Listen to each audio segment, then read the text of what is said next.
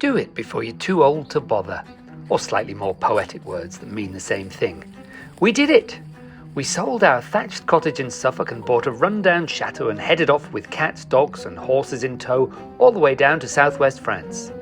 This handsome beast comes with a giant barn and orangery, a dilapidated gardener's cottage, a flooded basement, an expensive water leak on the incoming main, Yes, there's a lot of work to do.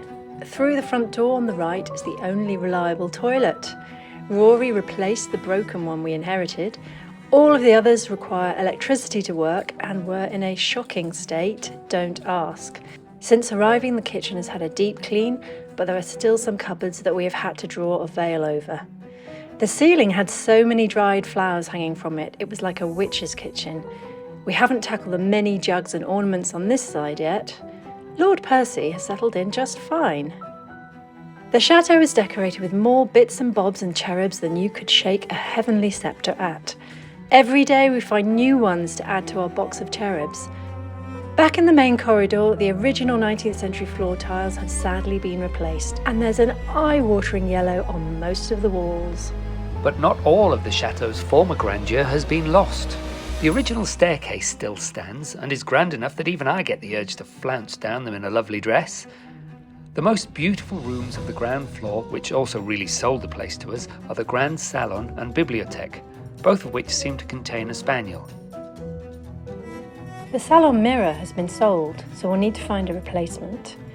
The yellow is actually material that's been glued to the walls, so we can't just paint over it. Some of the furniture will be kept, but the sofas are stained and moth-eaten on closer inspection, so they'll have to go. The ceilings are spectacular though, and the chandeliers, though perhaps not what we would have chosen, are a definite asset. The fireplace is gorgeous and makes the salon properly cosy when it's lit. The final room on this tour is the bibliothèque. It has a ceiling that matches that of the grand salon, and the mirror above the ornate fireplace still remains. Give me a wall of bookcases with a ladder on wheels and I will always say yes.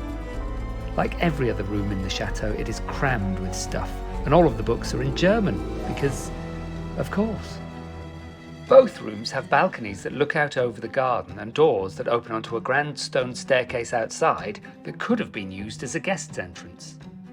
Please like and follow to see the tours of the first and second floors, the barn, orangery, cottage, the grounds and lake.